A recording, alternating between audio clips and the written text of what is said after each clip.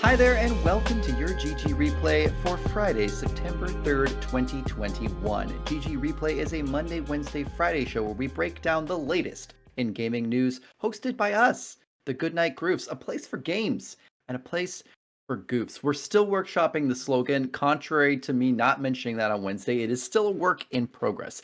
I am Paul, and I am joined, as always, by Matt on this beautiful Friday. How are you doing, my friend? It is finally the weekend, and I feel like you could use it. It's the weekend. I'm excited that it's here. A bunch of college football on the Saturday slate tomorrow. I'm hype.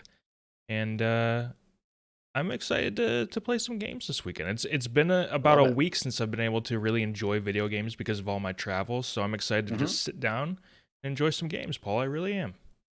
I really am. I'm glad to hear that. I have been weirdly not busy with anything important, but like just busy living outside and doing things. So yeah, I'm hoping to actually do some good video gaming this weekend as well. So it will be fun to sit down and do some of that. Maybe try to get back to Hades and see if I can get some more story progress going on.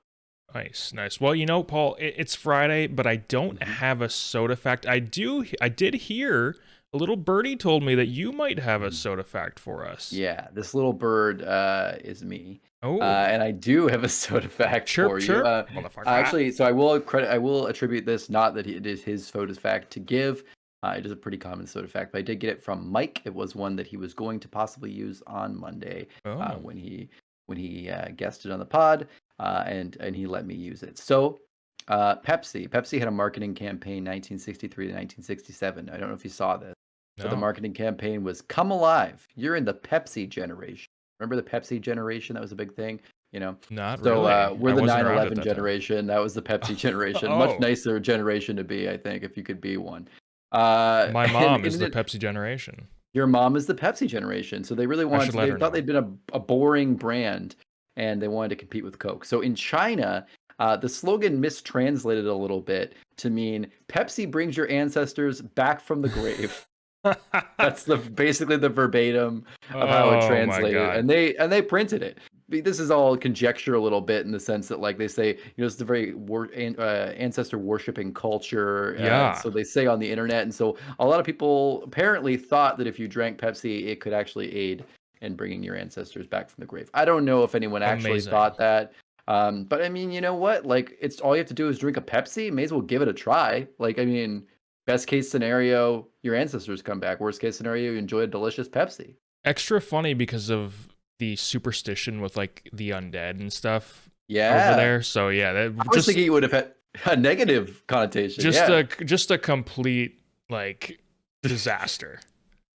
Pretty funny in the 60s too. I feel like that's something that you didn't hear about till later because like there was a lot of like, especially with like China and the US, there wasn't like a lot of cross communication until like Nixon really opened things up for trade. And so anyway, the point is like, not to have a history lesson, but I feel like that's something you wouldn't have heard about till not at all. The last couple decades. They'd be like, hey, by the way, do you know in the 60s, did you guys get that Pepsi in America with that brought your ancestors back? It didn't work here. Be like, no, that wasn't what it was supposed to do. It was just supposed to be refreshing. Okay. Well, it's a good thing it didn't work. Yeah. I mean, it might be nice. It might be nice to see great grandma again, but I don't know if I want to see her in the state that she's currently in. I feel like we're already kind of, it's true. I feel like we're already kind of overpopulated a little bit here at this point, and I feel like we don't need to bring people back from the dead. Like, I feel like there's already a ton of humans. Like, maybe we could just like focus on what we got here and then we'll worry about. There's a lot of people out there, Paul. Maybe if we have like another planet or something, then at that point we could be like, well, it needs people to fill it up. Well, it's like, bring some of our ancestors. Get the Pepsi on the space shuttle. Okay, quick question. I don't want to get into this, but quick question. I don't want to get into this. How many years off do you think we are from having the first like small colony on Mars? Well, if you listen to Elon Musk, 2030, but that keeps getting delayed. I don't think it's going to be quite that early. Well, it's man on Mars, I guess is his argument. Small colony. I don't know if we'll ever get there. Depends on if we can manage to last the next 50 to 100 years here. But I'm going to say, if I had to hazard a guess, 2100. Okay. So we have a colony on Mars that can be sustained. I'm saying like a permanent colony. I think 2045. I think it's gonna. Wow. I think they're gonna really start moving forward with infrastructure within the next 10, 15 years, and then after that, well, it'll happen pretty quickly. But yeah, corrections. So whenever we get to that point, make sure to correct us whether or not we're putting it down on the fridge. These are our predictions. I just want to be real safe. I'd rather be surprised than be disappointed. So that's why I'm going 2100. I think that's a nice clean number. Now this is a show about video games, so I guess we should talk about that. Sometimes. Yeah, sometimes, but Fridays we're laid back, we're having a good time, and we're talking a little bit about Mars, and we will talk about Mars again in the next segment for a brief moment. But first, just want to remind you, because Matt did mention corrections, it is important to correct us when we are wrong, if we are wrong, but I think we're probably wrong at some points. If you come across any of these necessary corrections in today's episode, send them to ggreplayshow@gmail.com or head down to the YouTube comments below so we can address them in the next episode. Matt? Yeah. Are you with me? Are you with me, buddy? Yeah, I'm with you. I'm here. Well, then you know what I have to tell you? The reviews are in, oh my Matt, God. And they ever. There is a flood. A lot of games got reviewed. There's a lot going on, and we're gonna start off right now with a game that I thought would be very different from the name, Clid the Snail. Rated based M. on I think his name is supposed to be based on Euclid, the mathematician. Okay, I was gonna say Clid is a very strange name. It is. It's a little close to some other things. Yeah, it's a little too close. Little too rated M, if you know what I'm saying. It's a top-down shooter, and it got a 63 on OpenCritic. Now, we watched launch trailers and looked at some reviews, just to kind of go over this a little bit. I just want to say, first and foremost, before we get into what the actual game is, the art style looks really, really cool and interesting. I thought it looked polished and nice. Like, I liked the art. Yeah. Art department, check. You did a good job. Yeah, good job. But otherwise, it kind of falls a little bit down for me, Matt. What was your first impression just looking at what you saw from the snail? In the notes, I just wrote Snailberpunk.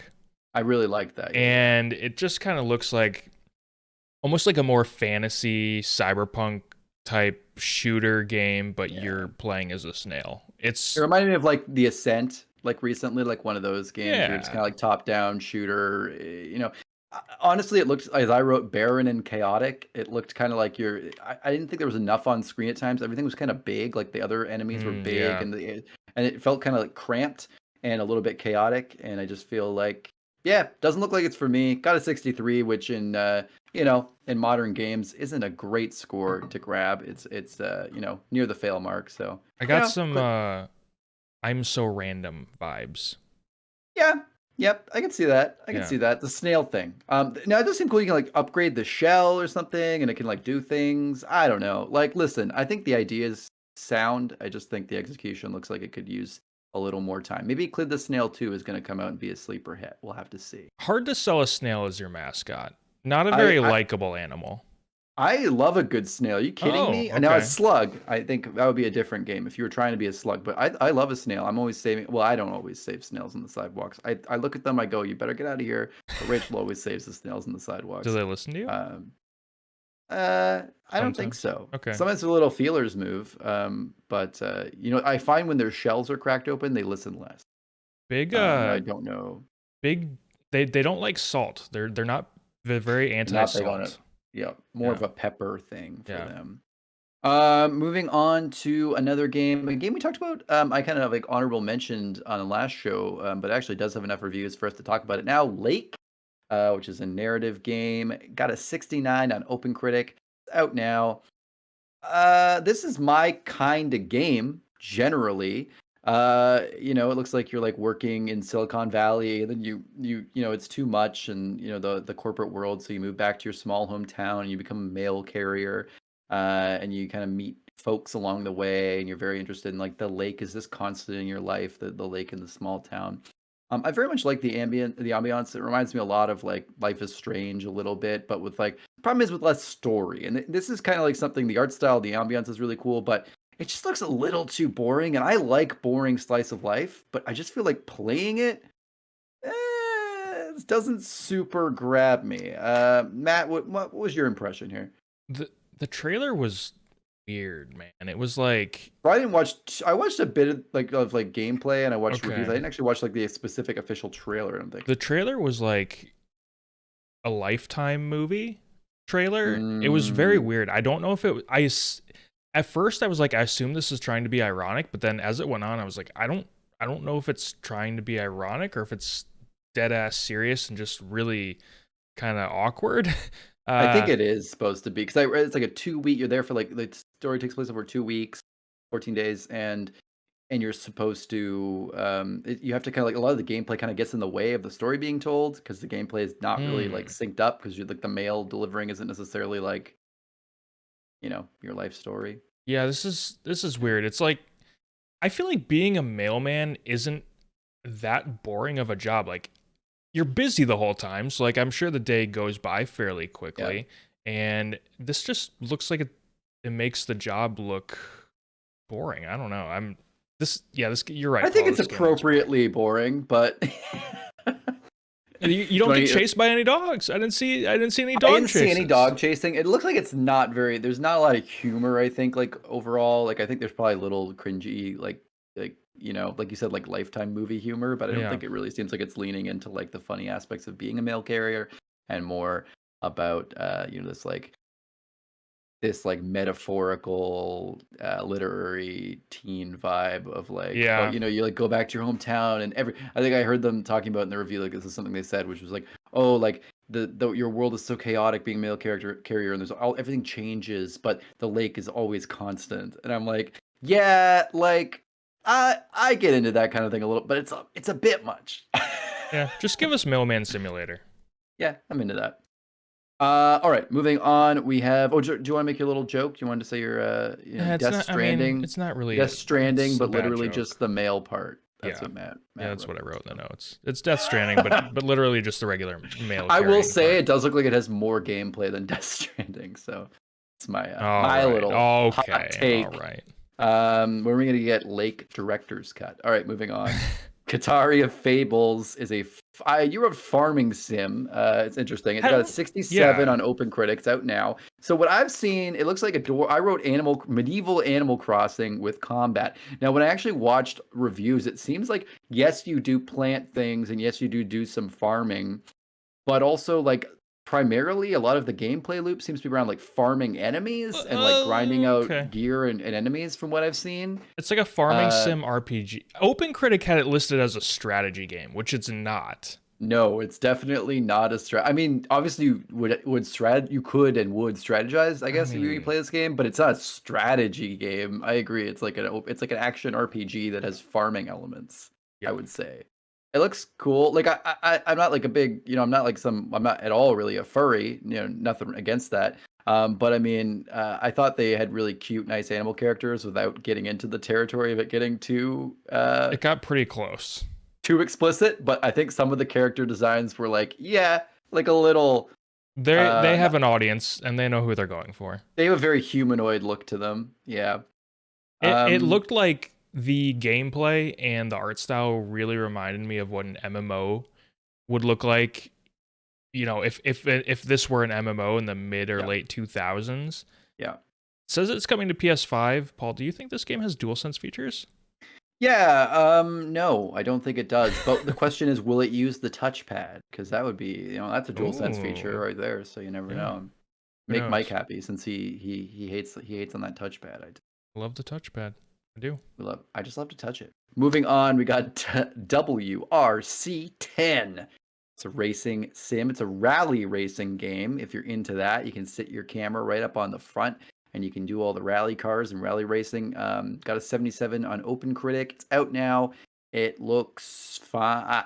I'm not like I watched that guy on IGN who always does like really good racing game reviews, and he seems to think it's pretty good. Okay. From what I've gathered, rally racing games aren't very popular. Like there aren't a ton of them. I wonder why. Uh, so yeah, so I think there's like some people who really like it and like are excited. Finally, there's like another one.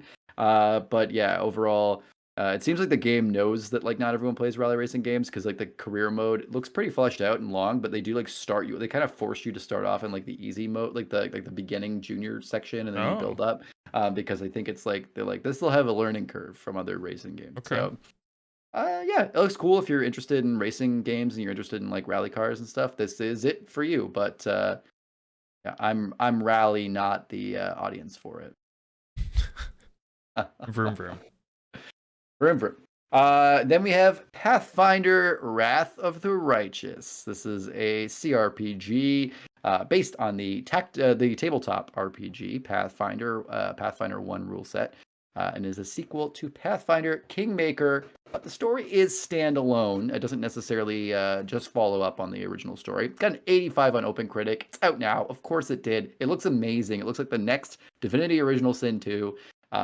You can customize everything. I mean, you have the ability to multi-class and mess with all your proficiencies and bonuses and just really make it your own. But like original Sin 2 Divinity, you have like 6 preset characters you can play, so you can kind of get in. This looks like a total blast to me, but I think you'll know what I'm going to say here, Matt, and it's a similar thing to you, which is that I just can't keep my attention on this stuff.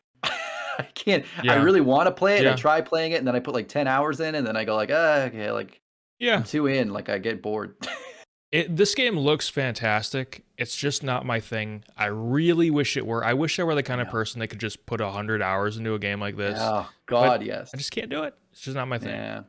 No, same. I really, really wish I could. Maybe this will be it. I've always wanted. I do think I like the Pathfinder rule set and fantasy almost like a little bit more than the traditional like D&D kind of Okay. style. I mean, they're similar, but I think I like the Pathfinder differentiations a little bit more. So maybe I'll get into this. I should probably just go back. I own Divinity Original Sin 2. I should probably go play that first and then move to this. But it's cool seeing stuff like Baldur's Gate 3 coming out.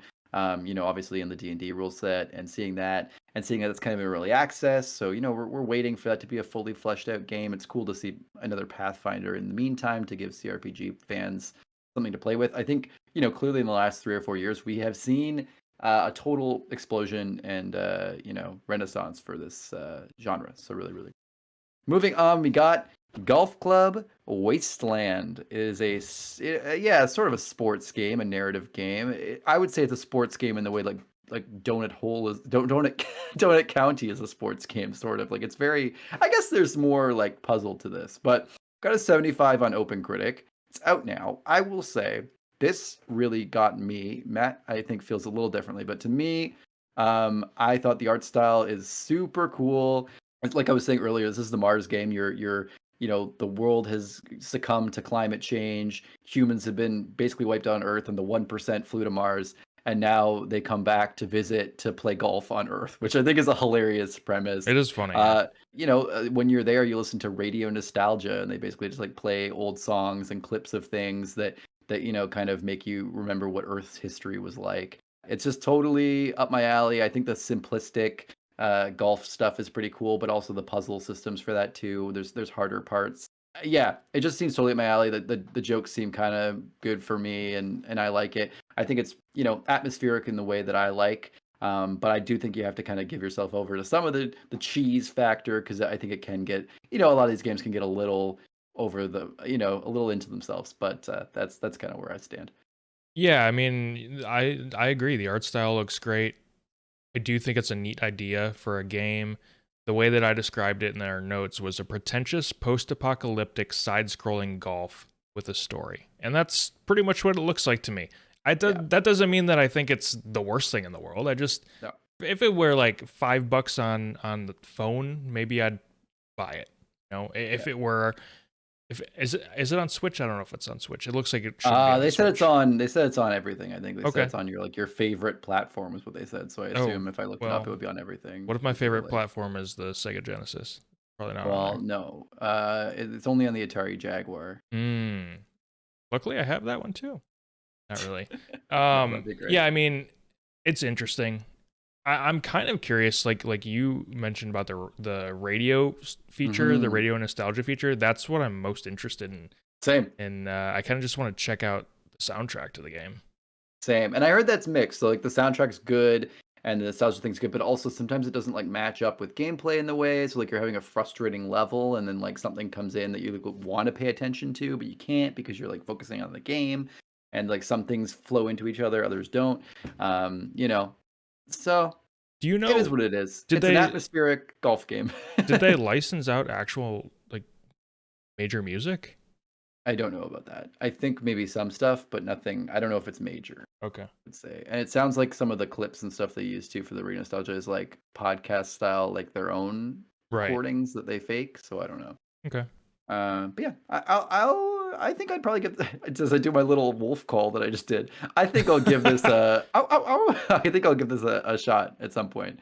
I guess that's a golf pun. All right, move on to our final review game. God, we're just talking about reviews all day. This is a long show. Big Rumble Boxing, Creed Champions. It is an arcade style boxing game. It got a 71 on OpenCritic. Out now. I just wrote in my notes for this. Is boxing game punch punch. Yeah. And yeah, it looks like an arcade boxing game. It's got Rocky and Apollo Creed, and I have zero interest in a boxing game. But I think if you would be interested in an arcade style, non-realistic boxing game, this would be it. This looks like a lot of fun. Paul, That. I actually really like the idea of boxing games. You know, if anyone can point me in the direction of a really good one, I might be interested in checking it out. Yeah. Especially with like a career mode or something. I think that could be really, really fun. Let me throw this out there, Paul. Boxing, I think, is the Dark Souls of sports. It's methodical, slow combat. It's the Dark Souls of sports. What do you think? You're wearing down your enemy. You're dodging out of the way. You know, I can see that. I can see that. It's very frustrating and slow going, and yeah, and if you die, you go all the way back to the beginning in the sense that you get a concussion and you lose like that day's memory. Yeah, exactly. Yeah. Perfect. I love it. We could make a really good like look at golf club whatever Wasteland. This would be a good idea, like a boxing game where that's like very narrative driven, but the gameplay is like super tight. We're talking like, good movement. AAA boxing fighting. Write that one down. The first game for Goodnight Groofs Game Studios. That would be great. Also, by the way, can we just talk about Goodnight Groofs as like a better game studio name than it is a media network? Like just such a good game studio. Yeah. Well. Yeah. Maybe I really like it. It's a great name for a media network, but also game studio. Very, very good. Goodnight Groofs Games. All right, let's actually talk about the news today because you know what? We're just sitting here talking about reviews all day of games we haven't even friggin' played. Now, here we go. We're moving on. Matt, how are you going to like these damn apples? How are you going to come at me? I gave you a heads up on this story yesterday just to see if you could come up with a good rebuttal. Horizon Forbidden West won't have PS4 to PS5 upgrade. Dual entitlement not included in the standard version. Only digital deluxe. So you want to go buy Horizon Forbidden West on your PS4 and then later you upgrade to a PS5. Well, sorry, my friend, you will have to buy the game again for full PS5 price. Matt, I'm throwing it to you. How are you feeling about this? As the resident Sony pony of the Goodnight Groofs, I gotta say, if you want to pay for quality of a PlayStation game, you're gonna have to open the wall. No, I'm kidding. This is unacceptable. This is just completely unacceptable. I hope Sony reverses course after seeing the backlash that they are currently receiving all over the grand internet. Now, if they don't reverse course, I'm gonna start becoming a little bit nervous here, Paul. I'm gonna be nervous that they're playing this whole console war game very arrogantly. They have been, but they've been on top this whole time, and now all of a sudden Xbox is on their tail. And if they don't reverse course on this, it's a bad sign. I think that it's a massive mistake. I really do. This is a huge mistake. They need to change this. It's tough, and the biggest thing that they're dealing with here too is that Xbox is like the big rep for Xbox now is consumer friendly practices, right? I mean, that's a big thing. We're seeing like Game Pass, really gives you access to so much stuff, whatever. But then there's also smart delivery is what their Xbox has, where you can just buy the game once and it works on everything, and you can use Play Anywhere to use it on your PC and your Xbox. I mean, there's so many like cool consumer practices to just buy a game and play it where you want to play it. And this is like the exact opposite of that. And it's not even like talking about PC to Xbox to whatever. It's just, it's on your own stuff. It's PS4 to PS5. Can you not? And it's a first party game. Yeah. Can you not? I totally get if they're like, oh, Activision isn't going to let you do that with Call of Duty. Well, you know what? You're kind of stuck with what Activision does a little bit there. But this is a first-party game. It is kind of like one of the most marquee games for Sony right now. I think this is one of their biggest IP. Yeah. Oh, this is absurd. When Xbox One had their DRM issues, and then Sony was like, "You want to share a game?" You know, that famous video where they hand it over. I'm a PlayStation fan. I am, but I also like Xbox stuff.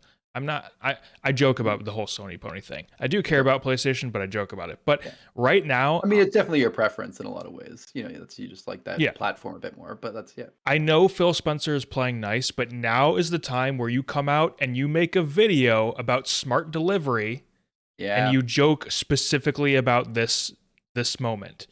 Do it. This is a perfect opportunity. You know, honestly, I wonder if they're not doing it because they'll be like, well, then Sony's going to reverse course, and then people will be happy. But that doesn't always work though, because look at like with the Xbox thing, right? And that doesn't stick the same way because people are harsh sometimes at these big E3 things. But still, that was, Sony Xbox reversed course like within a week from the DRM thing. But I think by the time Sony had even made the video, they'd already started reversing course, but it was too late. People didn't care, and that reputation stuck with them for years. Even though they never even implemented it in the first place. Right. It's just crazy. I hope Xbox makes fun of this because this is absurd. It's completely absurd. It should be made fun of. And then they should take it with a grain of salt and move on. I don't think this is... especially because PS5s are so difficult to get right now. Like, a lot of people are going to play it on PS4 because they just can't get a PS5. Yeah, it's pretty unfair to your install base when you know that like there's like millions and millions, tens of millions of people who only have a PS4 and can't get a PS5, even though, pat yourselves on the back. PS5's outselling PS4 at this time in its development cycle. If you compare them, great. But still, there's a ton of people on PS4 who wish they could get a PS5, can't even get one. It's not even like they're choosing not to, and they can't play the game without buying it twice. Right. Give me a break. Not interested. This is crazy. This is absurd. Yeah. Especially with Horizon Forbidden West coming out in 2022, over a year after the PS5. Yeah. And this is one of like we're still, the fact that it's even really coming out on PS4 is kind of shocking, but I also kind of get it when we're talking about the fact that like not everyone can get PS5s. It's maybe like it seems like good guy Sony being like, okay, we'll put it on the PS4 too, just for all you who can't get a PS5. But don't worry, when you finally do get your PS5, you'll have to buy it again. We'll have to see how that. Not doing well in this whole thing right now. Like in the console space right now, they are like PS5 obviously is selling amazingly well. Amazing, yeah. But great console. All the PR around PlayStation is pretty much all of it is bad right now. I know. And all that positive Xbox PR is Phil Spencer's been working it up for like 6 or 7 years, and it's getting there. We're starting to get to a point where people recognize like these are the people who seem to care more about listening to what the community has to say. And it sucks because it'd be great for, Sony to have more than just we have the best exclusives. It'd be cool for them to have a bit more in their camp than that. Yeah. Because pretty soon you're going to get people being like, well, I have my PlayStation so I can play all these games, but like otherwise I wouldn't be using it, which is like not really the way that people see it now. But that might change. All right. Well, talking about Sony has announced there's a PlayStation showcase coming up. Aren't we all excited about this PlayStation showcase after we just like shat on them? 2021 for Thursday, September 9th at 4 p.m. Eastern. It's coming up fast. It will be 40 minutes long. We do have confirmation there will be no info on PSVR 2, which is, a bit of a sad thing for Matt and I, who were getting excited about maybe getting a secret drop for that. The show has a ton of amazing announcements last year, so we're pretty excited. Matt, what are you excited for? What do you think we're going to see at the PlayStation event? Do you have any prediction? I think it's pretty much a guarantee that we'll see the God of War sequel, and I call it that because it's not officially Ragnarok yet. At worst, I think we'll get a cinematic trailer. And I think we'll finally get the official title for the game. It's time. The game's coming out next year. Like, give us the title. Now, last time they did this event, they specifically said there'd be no God of War. This time they're saying there's no PSVR 2. The fact that they're not saying there's no God of War this time pretty much tells me that we're seeing God of War. Yeah. Now, some people are saying that, maybe we'll see Last of Us factions in there. the multiplayer stuff. I don't think we're gonna see it yet. Based on their like posting that we were talking about last week, right? Like they're still looking to fill out teams. It sounds like I don't know. Factions. I don't if know that what's is for going factions, on. but they said their first multiplayer only game, which would presumably be factions. Exactly. Well, that's the thing is. There's this debate right now. People are saying, well, is factions going to be a Last of Us 2 mode, or is it becoming a standalone thing?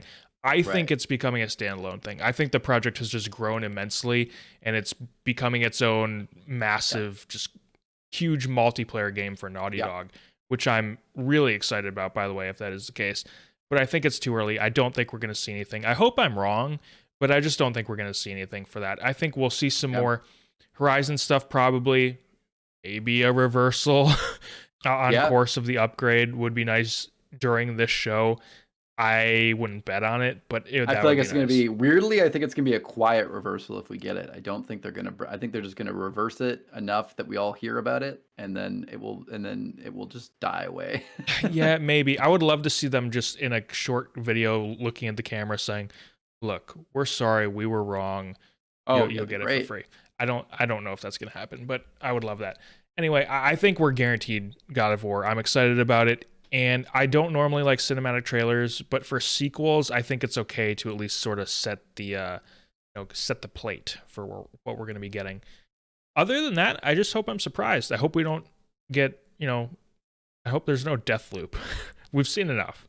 Oh yeah. Well, how soon is that? October? It's September 14th, I think. What? Oh, then we're definitely not getting it. I really hope it's possible. There might be a little Deathloop clip in there. Because it'll be coming out the next week. I'm sure it'll be in the show in some regard.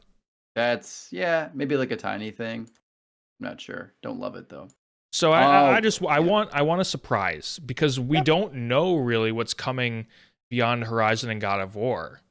So I'd like to see something that we just don't know about. Maybe some more this isn't Sony first party, but we haven't seen Hogwarts Legacy in a while, and they specifically said they weren't going to be at E3, and they weren't, so maybe they were waiting a little bit. I don't know. I think they were part of the PlayStation show last year, right?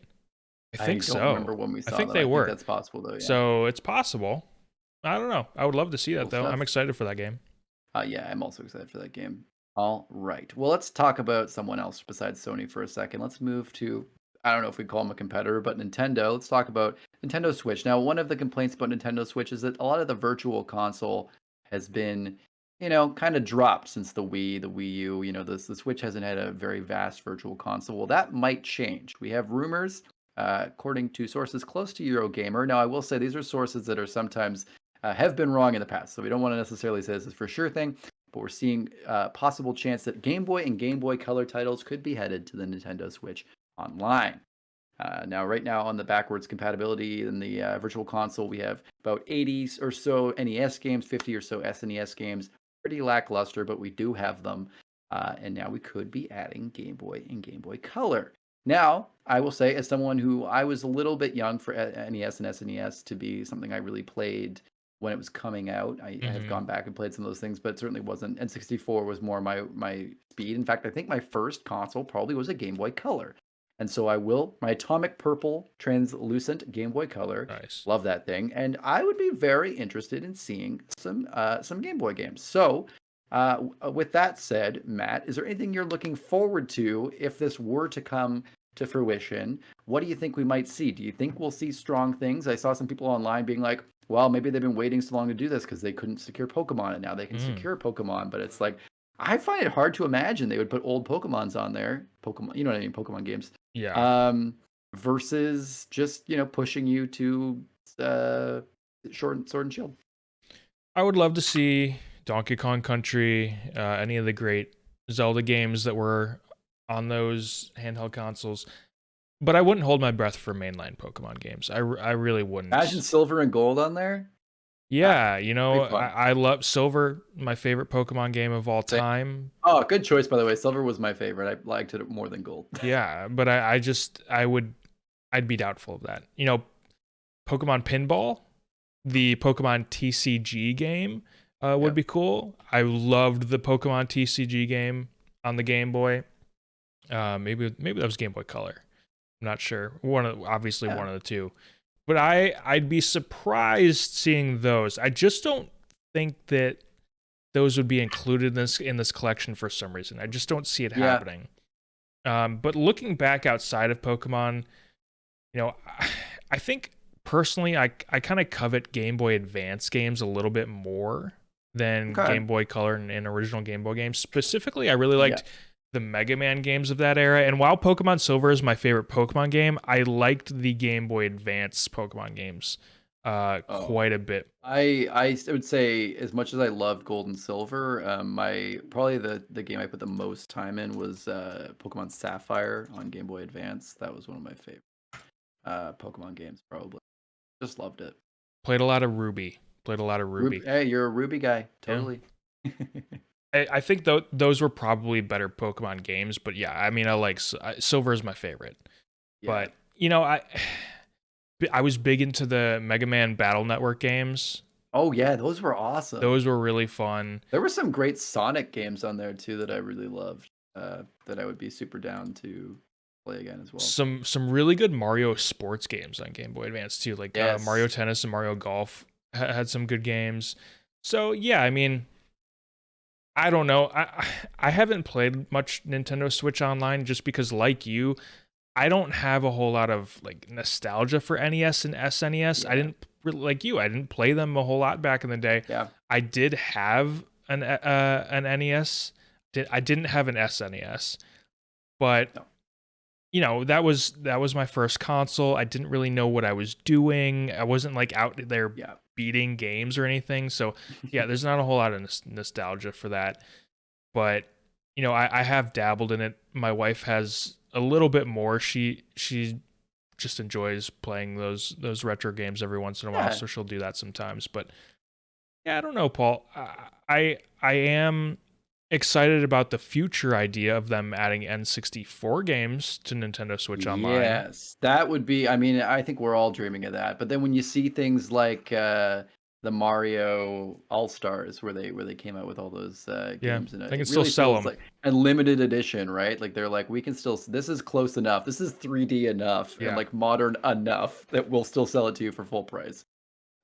Which stinks, but I mean, we could spend forever talking about Nintendo's practices and our distaste for them. So moving on, but yeah, pretty good overall. I think final thoughts on that. It'd be great. Let's put more things on Virtual Console. Yeah, always totally good. Hope for Pokemon, probably not getting it. Luckily, emulators exist. All right, moving on.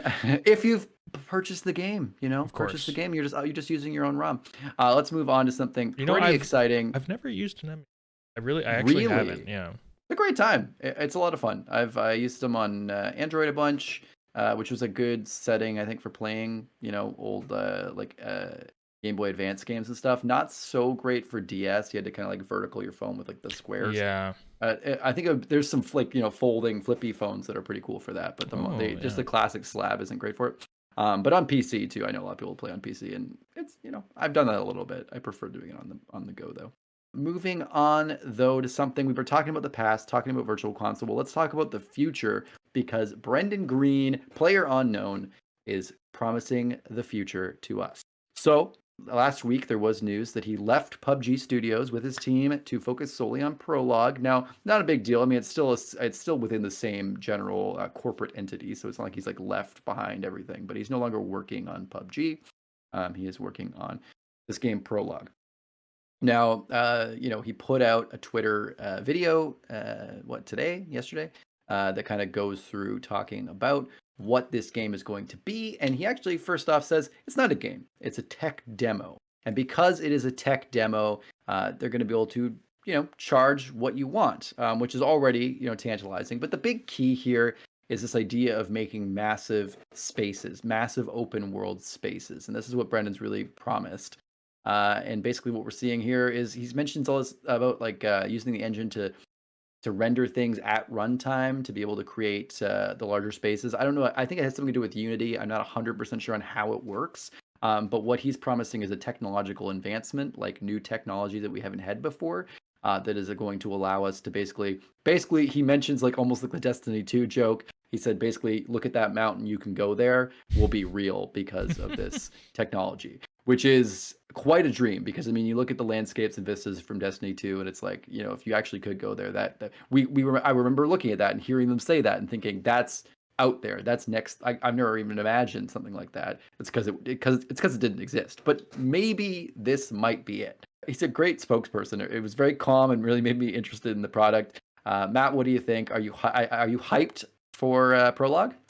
I'm hyped. I am. This sounds like almost the next generation of where MMOs might be going. Yes. Now, my concern is that just because a world is massive and looks beautiful doesn't necessarily mean that there's gameplay there or that there's like stuff to do. So that's a little bit of a concern because I think that's a major hurdle. Mm-hmm. Now, maybe that's what this technology is solving. I don't know. But this technology is, generating massive open worlds with AI. Sounds amazing, Paul. It really does. It does. I just hope the AI is smart enough to make use of this massive world because, like we have Microsoft Flight Sim, right? It's like a 1:1 representation of the world. Yep. For the most part. Pretty incredible, yeah. But like if you plop a character down, and of course it's low poly, right? It's low poly. Let's pretend it's not. You plop a character model down. You can run around the world. Great. Okay, I can go see my house. What then? What after that? There would be nothing to do, right? So a giant, massive, really cool open world doesn't mean anything unless there's stuff to do in it. And I'm sure he's taking that into account. He's a smart guy. He invented an entire genre that became like the next big thing. So absolutely, yeah. I have confidence in this, and I'm hyped for it. I just hope that it's more than what we're hearing right now. I hope it's not just creating massive worlds because that doesn't really mean anything on its own. What he promised was pretty cool. Just talking, or the idea of the tech demo sounds interesting, where they basically like put you in the woods with nothing, and then like they show you the tools, and they go like, here's where you go, and then from there they just let you explore and move to where you're going and try to survive in like a harsh environment. Yeah, he mentioned really like the harsh weather and stuff. Yeah, that's cool. That really sounds like it's taking advantage of that idea of exploration and just putting you in a massive environment that's very open, but not telling you how massive it is, not focusing on the gameplay of it, just going like, just see for yourself what this feels like. And I feel like without as much gameplay and without as much direction, or with basically no direction, you will be able to lose yourself, I think, in what he's promising here more. So hopefully, great. I'm all on board. I hope it's awesome. I will be following this very closely. Yeah. Because it's great, and I will, I'm excited. It's great. I like pay what you want, not to be a cheapskate, but I think it's cool to like be able to buy it for basically for free, just to try something and then go back and then pay later, like way more because you like it or whatever you want to do. It allows you to kind of have a good fair way of pricing, especially for something that he's very clear about, which is cool. You see so many early access games now charging full price, maybe never even intending to be finished, or maybe intending to. It's cool to see someone go like, yeah, this is the tech demo. Yeah, we're putting a ton of money into this, but like, we feel bad charging you a flat rate for something that isn't a game. Yeah, cool. I think it's okay to have confidence in this project because there's you have to imagine there's so much money behind it. Has to be. I mean, like, let's look at, sure, Fortnite may have eclipsed PUBG in a lot of ways in terms of like becoming a $1 billion franchise kind of thing, but this guy, as he says in the video and everyone knows, invented basically this like battle royale mode, and clearly as like a visionary of what is to come with games in some way or another. I mean, clearly has his finger on the pulse. So. And as we discussed, this PUBG is the most played game of all time. Yes. So obviously that equates to large piles of money, Scrooge McDuck style. So of course, I'm sure that there's a lot of money behind this, so that's exciting. Any sort of technology about like creating massive worlds, I'm going to be excited about that. As a big MMO nerd, I'm excited about that sort of stuff. Yeah, so pretty excited. I agree with you. The idea of using this for an MMO is really, really cool because, like PlayerUnknown says in the video, it's like finding a special corner of the world that feels uniquely your own is so much even more interesting and special when like 10,000 people haven't already been there that day running through, like 100 other people haven't run through there. And it's like, that makes you wonder when he says things like that, makes you wonder not just other people playing by themselves, but maybe other people playing with you. And you think about MMOs, you're all funneled into the same spaces. Imagine a world that is bigger. Now it is tough because you worry about it being purposeful. Even in the real world, we all kind of funnel to where things are. We don't just all spread out because there is space. But still, it's nice to know that you could spread out if you wanted to and go to, oft-used areas of the map and actually maybe lose yourself, not find other players or something. It's cool. Could cool be a fascinating experiment in just human psychology too. He did mention like thousands of players, so that to me sounds MMO. So absolutely, it does. He didn't say the words MMO. No, and I think he probably wants to try to stay away from using that title because he wants this new technology to be its own thing. I think that's fair because there's a lot of connotations with MMO, and as we've talked about, like what the dream of future MMOs would be, or what the future of the genre is. And I said I think the future of the genre is going totally different. We both agreed that it was to go totally different, be less combat focused, and move into something not iterate at all on like things like World of Warcraft and what's come before. So right, it's fascinating though. I will be following this along with you, and he didn't give any sort of indication for a release when we'd see Prologue. Nothing. It made it sound like it was happening now, but it is definitely not. I mean, Brendan himself has only just kind of started full-time working on this, it sounds like, from having split time with PUBG before. So one funny thing, though, is that because PlayerUnknown himself has like moved on to a different project, they have, and probably just for a lot of other reasons, they've stopped calling the name PlayerUnknown Battlegrounds. Yeah. They're calling it PUBG Battlegrounds, which is really funny because what is the BG then? Right. In PUBG. I assume it's one of those acronyms that doesn't actually make sense. Like it doesn't actually have to do anything anymore. It's a useless acronym. So yeah, pretty funny. All right, Matt, you have a quick note here on PS Plus games, and I myself have also looked up some quick notes on Game Pass games just to jump in with some special little nuggets of what we're getting this month. So go ahead and drop some knowledge on us. I will. Apologies for my dog shaking and snarfling in the background there. I hear nothing, so that's always good. Sony announced this month's PS Plus games, which become available on September 7th. They are as follows: Hitman 2, Predator Hunting Grounds, and Overcooked All You Can Eat. Now, I highly recommend picking up Hitman 2. This trilogy is just so overrated, so overlooked. These are such good games. They are so good. They're like stealthy, they're puzzly, they're funny. Like you wouldn't expect them to be, but they are. Yeah. And they're so good. They're absolutely awesome. And then Overcooked, All You Can Eat. Overcooked, everyone loves Overcooked. It's great, great couch co-op.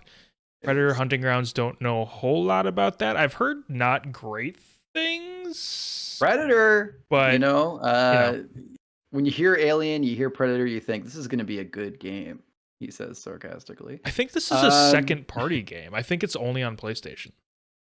That sounds right. Kind of weird. Believe it. Just really quickly, just run through some of the stuff that's coming out on Game Pass because I think it's kind of cool. Now there are games with gold games coming out, but I'll just say right now they look bad, so I'm not going to worry about it. But like they have for the last couple of years. Yeah, exactly. So because they're moving everything to just end the program. Why do you still have games with gold? It doesn't make any sense. They just go like, hey, we'll give somebody something to play, even if they don't like to own, even if they don't want to play Game Pass. I don't know. I agree with you. So Game Pass weird. is so great. Just Game Pass. Get rid of Xbox Live. Oh God, I just smashed my microphone. I'm so sorry. Nice and quiet. Don't worry. It wasn't actually so bad. Just get rid of Xbox live subscriptions and just make it all Game Pass. And they were doing that. I think they reversed some of that because people were getting grumpy, but they're basically working on doing that now and cutting Xbox Live. All right. Well, mostly moving to Game Pass Ultimate. So yeah, we have a few games coming out on Game Pass. I won't go through all of them, but just some of the highlights here. September 2nd, when we're getting a ton of them, which is Craftopia, Final Fantasy 13, Sides of the Sojourner, and Surgeon Simulator 2.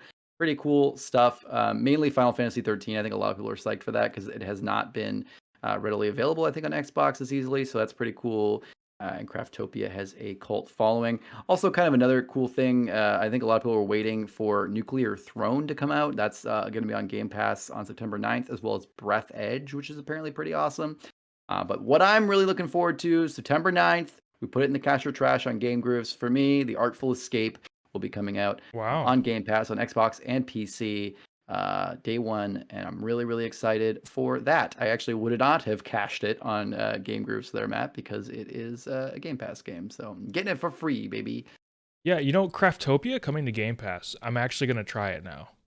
Yeah, it's been on Steam, and it was like one of those games where I didn't want to buy it. It wasn't quite it looks to that really level. cool though.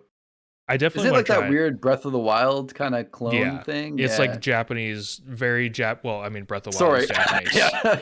But even more Japanese. Yeah. Not pretending to be Western like Breath of the Wild. Correct. Yeah. Yeah, 100%. But anyway, lots of cool stuff coming to Game Pass. I think, to be honest, we can do with a little bit of a break and some more low-key stuff, because August was such a packed month for Game Pass with like 12 minutes and Hades and a bunch of stuff going to it. Get some smaller scale games, which is cool. Anything else to add before we start wrapping up, Matt? I think we're good, man. I want to go eat dinner, so let's wrap this up. Totally fair. All right, well, let's move on, because I have also ordered some pizza, and I'm psyched that Matt has a pizza. I would say fresh out the oven, but it's actually been cooling on the rack. So it was fresh out the oven like about an hour ago. So if anyone has any good tips on heating up pizza, you better send them quick, because Matt's about to chow down on some cool za. All right, so that is going to mainly be it for Game Groofs. GG Replay. But before you leave, let me just leave you with a few closing thoughts. First off, we have a website, goodnightgroofs.com, where you can check out our blogs, podcasts, videos, links to all our socials with exclusive content on there, TikTok and Instagram, anywhere you like to consume media. We are probably there. I don't know. Let's write an ebook or something. Let's get ourselves on Kindle. Also, if you love what you hear and you see when you go to our website, or right now, and you're feeling extra generous, we do have a Patreon, patreon.com/goodnightgroofs. There we have a $1, $3, and $5 tier. $1 gets you access to us to, add extra suggestions and things for the show and get direct access to us. Secondly, $3 tier will get you early access to our all-encompassing gaming podcast, Game Groofs, which normally comes out on Sunday, but you can get it on Friday as a patron, which is pretty awesome. We also have a $5 tier that can, get you some additional stuff, including a special shout out and more to come as we get a little bit more going with our Patreon. We appreciate everyone out there who has been supporting us and who listens to us and watches our goofy faces and listens to our content. We really, really appreciate it, because we couldn't do this without anyone. Well, we definitely could do it without anyone listening, but it would be more depressing. So it's nice to know that there are at least some people out there. We're seeing the numbers tick up, and we appreciate it every day. So everyone right now who is a number, feel free to leave us a comment or a review or anything you can do so we can hear from you. If you're listening to a podcast right now and you're driving, pull the car to the side of the road, get on that soft shoulder, and give us a 5-star rating or a thumbs up or whatever on your favorite podcast app, because it really helps us. Tell your friends about us. Tell your friends about us. While your car is pulled over, just like ask Siri to call some people and, have a little FaceTime group call. I think you have up to like 100 people now. Get in there and just like tell them all about Goodnight Groofs. I don't know. They're crazy over at Apple. Show. New iPhone coming out soon. Everyone get excited. You can tell them about that and tell them about Goodnight Groofs. Matt, do you have anything else to say before we head out for this wonderful weekend? My dog is losing her goddamn mind. So I gotta wrap this up here. I gotta get the hell out of here. All right, well, you and Maya enjoy your pizza, and I will see everyone else on Monday when we are back. Don't forget to listen to Game Groofs on Sunday. Until then, good night, Groofs.